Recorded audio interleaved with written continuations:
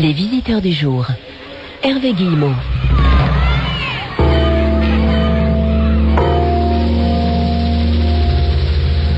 Enquête de société.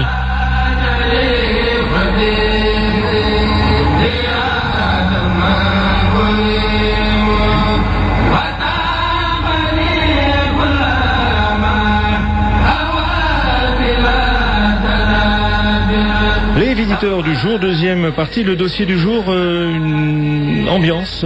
Cédric Gabet, bonjour. Oui, bonjour. Où sommes-nous? Nous sommes en direction de Touba, au Sénégal. Nous nous rendons au Grand Magal et la musique que vous entendez là, c'est la musique qui berce l'ensemble des pèlerins qui s'en vont depuis Dakar vers Touba pour participer à ce grand pèlerinage du Magal. Le Grand Magal, donc, c'est un pèlerinage. C'est le pèlerinage des Mourides, la grande réunion annuelle du Mouride qui a lieu cette année le 24 février. Alors, enquête de société, enquête sur justement cette communauté des Mourides, qui sont-ils? Allez, les Mourides, c'est une confrérie musulmane fondée au début du XXe siècle par un mystique soufi, Cheikh Ahmadou Bamba Mbacké, qui voulait proposer à l'époque une alternative au modèle colonial, une alternative basée sur la religion. Alors le Magal est d'ailleurs la commémoration du départ en exil du fondateur de la confrérie qui à l'époque a été chassé par le régime colonial français. C'était le premier calife.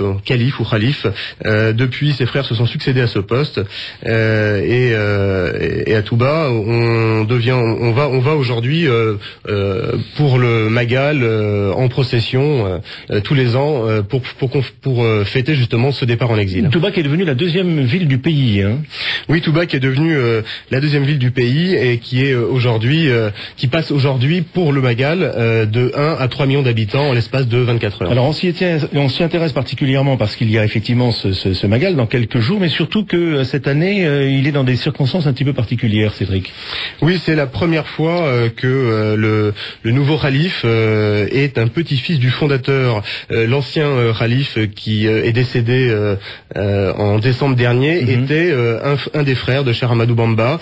Ils se sont succédés, tous les frères sont succédés de frère en frère. Voilà, à la tête de la confrérie, et pour la première fois, tous les frères étant décédés, c'est un petit-fils qui prend la relève. D'où une importance un peu évidemment assez particulière. Vous allez d'ailleurs nous le confirmer. Christophe Champin, bonjour. Bonjour. Vous êtes notre correspondant à Dakar. Alors, ce Grand Magal sera de 2008 particulièrement important. Hein. En fait, c'est quasiment ce qu'on dit chaque année, puisque l'année dernière, on avait dit après le Grand Magal que c'était un Magal spécial. Oui. Et en fait, le Grand Magal, chaque année, il suscite une mobilisation extraordinaire. Pour vous donner une idée, c'est une ville d'environ 600 000 habitants, la ville de Touba, donc qui est à environ 200 km de Dakar, qui pendant quelques jours voit sa population presque tripler, voire quadrupler. En fait, on ne dispose pas de chiffres précis, mais ce qu'on sait, c'est que des pèlerins en très grande majorité sénégalais vont venir d'un peu partout à travers le pays, d'Afrique, du reste du monde, notamment de France, d'Italie, d'Espagne, des États-Unis, pour venir célébrer cet anniversaire du départ en exil du fondateur de la confrérie, Cheikh Ahmadou Bamba. Cela veut dire déjà qu'entre Dakar et la ville sainte, il faut s'attendre, comme chaque année, à un extraordinaire embouteillage où des véhicules vont rester pare-choc contre pare-choc pendant de très longues heures. Il faut parfois à cette période 10 heures pour parcourir 200 kilomètres. Et puis c'est pour cette ville sainte elle-même elle va grouiller d'une foule gigantesque et compacte, ce qui implique aussi des problèmes de sécurité. Par exemple, des pickpockets profitent toujours de cette occasion pour venir faire de belles opérations de vidage de poche. Cela dit, évidemment, on est là avant tout pour célébrer cette grande fête religieuse et se retrouver aussi entre amis, membres d'une même famille, collègues. Et puis ce rendez-vous est aussi important sur le plan politique pour certaines hautes personnalités, puisque le président Wade, contrairement à ses prédécesseurs, affiche clairement sa fidélité à la confrérie mouride. Oui, donc on comprend bien, Christophe, qu'il s'agit à la fois d'un rendez-vous à la fois religieux, politique et social. Tout à fait, mais c'est aussi un enjeu économique, ne serait-ce imaginé pour les transporteurs qui doivent acheminer des centaines de milliers de pèlerins à Touba, ou encore tous ceux qui vont fournir de la nourriture et de la boisson, puisqu'il faut bien nourrir tout ce monde. On parle quand même d'environ 2 millions de personnes. Et puis, bien entendu, les annonceurs ne s'y trompent pas non plus, notamment les sociétés de téléphonie mobile ou d'autres entreprises qui en profitent pour faire leur publicité.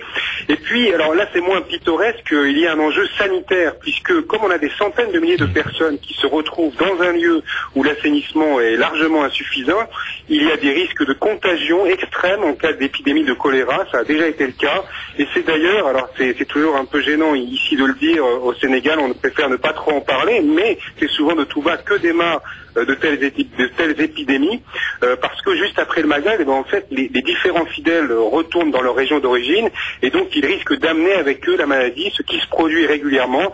Et donc cette année encore, le gouvernement annonce avoir mis des bouchées doubles pour éviter une nouvelle épidémie. Et puis peut-être pour terminer sur l'importance de cet événement, il faut savoir que pendant l'événement, certaines villes du Sénégal, je dirais pas se vident de leurs habitants, parce qu'il y a d'autres confréries comme celle des Tidianes, mais disons que peut-être parfois à Dakar, la ville se vide de peut-être presque la moitié de ses habitants qui vont donc vers Touba. Et donc pendant cette période, on a une partie du pays qui est réunie à Touba. Christophe Champin, merci. Je vous souhaite un bon Magal. Du coup, Cédric Gabé, pour bien comprendre cette confrérie, cette communauté des Mourides, il y a une particularité, c'est au fond d'avoir placé le travail au centre de l'organisation sociale. Oui, c'est une organisation sociale basée sur le travail. Alors le travail comme outil de leur indépendance, basée sur le travail et la religion.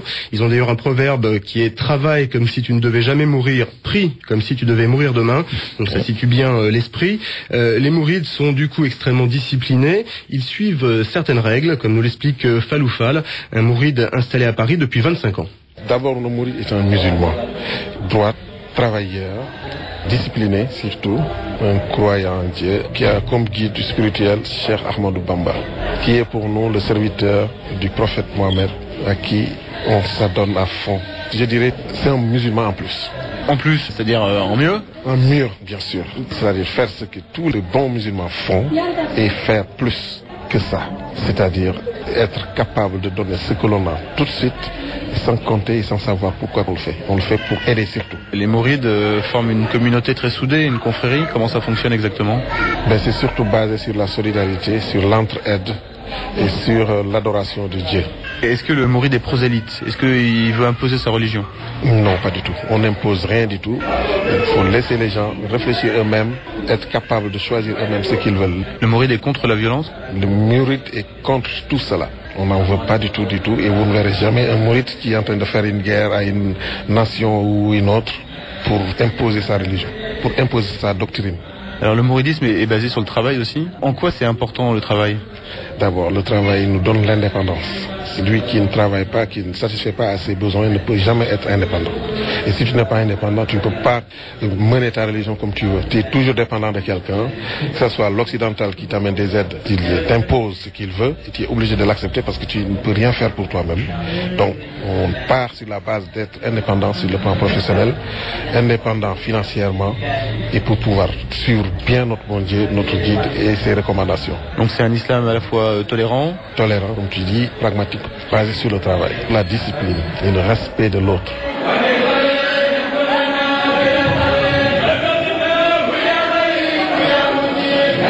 Avec votre camarade Fallou, on a bien compris, Cédric, les principes effectivement du mouridisme. C'est une communauté de solidarité, de tolérance, de travail et non violente.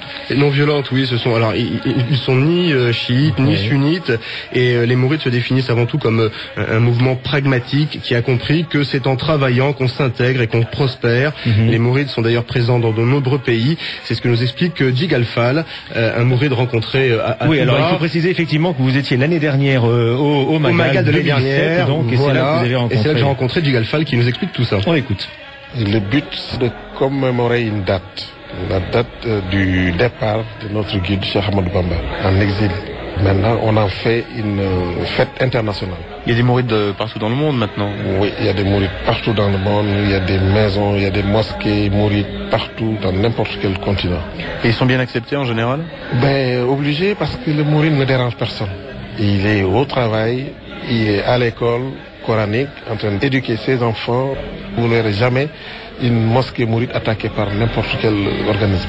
Parce qu'on ne dérange personne. Et si on doit déranger, on est même capable de nous déplacer, d'acheter une autre maison ailleurs et de revendre celle que nous avions. On trouve des mourides dans quelle profession? Surtout dans le commerce. Mais actuellement, je dirais, nos enfants deviennent des cadres, même dans l'Europe occidentale, qui sont nés en Europe, en France, qui sont devenus des bac plus 5, des bac plus 4, qui sont des ingénieurs dans des grandes boîtes comme France Télécom, SNCF. On les trouve dans toutes les branches. Donc, on essaye d'être les meilleurs sur tous les plans. C'est important ça, cette exigence de progression? Ah oui, c'est très important parce qu'il n'y a que sur cela qu'on peut prouver ce que nous sommes capables de faire. On a tendance à croire que l'Africain est un sous-homme et nous, surtout les Mourides, on essaye de faire éclater cette impression-là.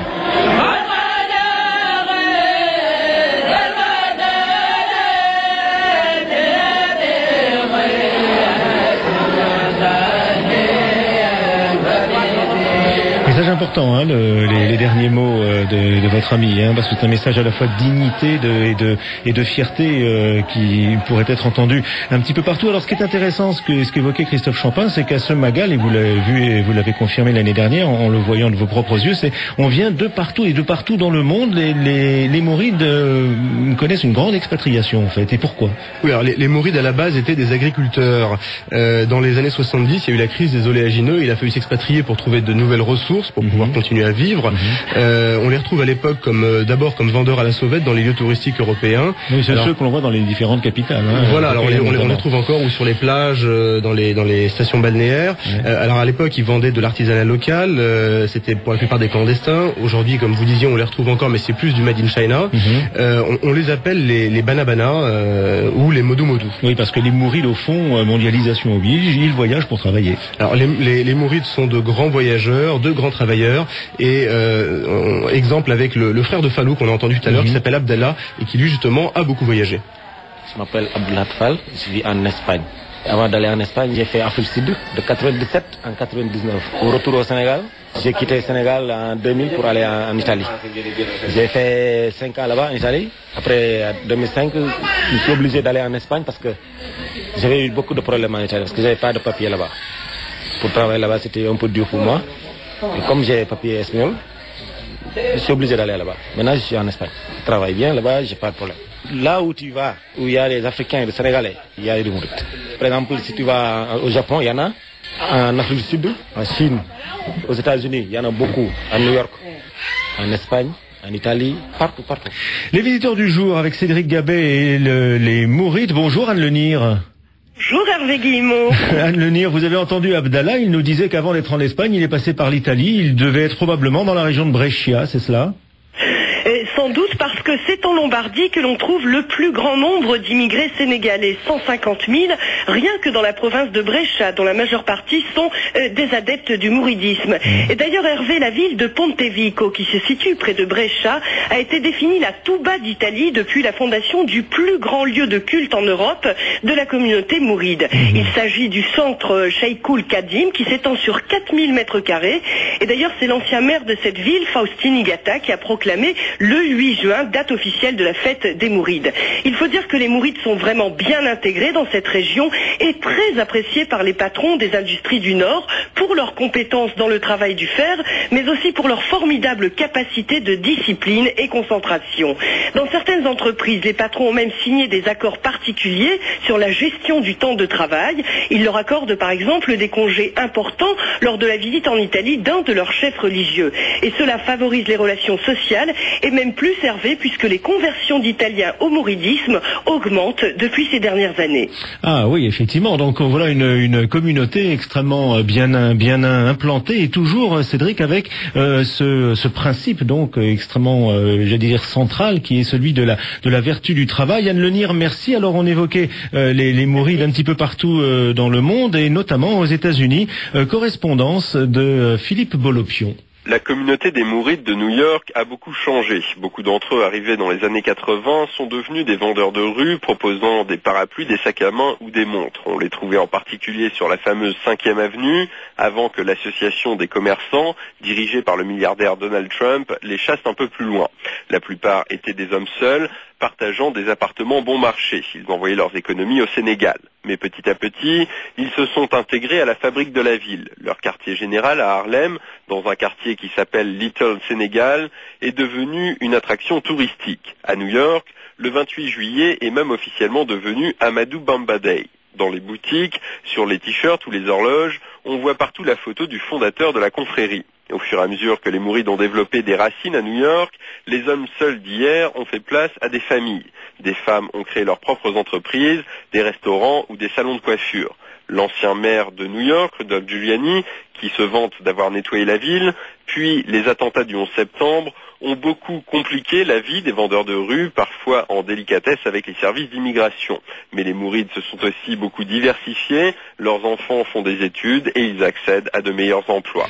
Philippe Bolompion, donc de New York, on pourrait presque évoquer une sorte d'international mouride, Cédric Gabé, parce que à Munir, il faisait allusion, il y a aujourd'hui des Italiens qui se convertissent effectivement au mouridisme, et de fait, les nouveaux mourides maintenant sont recrutés, j'allais dire, au niveau local. Oui, les nouveaux mourides, les mourides maintenant, c'est plus simplement le Sénégal ou la diaspora, c'est les nouveaux mourides sont recrutés directement dans les pays où le mouridisme est implanté, et c'est d'ailleurs le cas en France avec Michael Bobion. Michael Bobion, en ligne. Oui, bonjour. Bonjour. Salam alaikum. Michael Bobion ou bien Mortada Touba?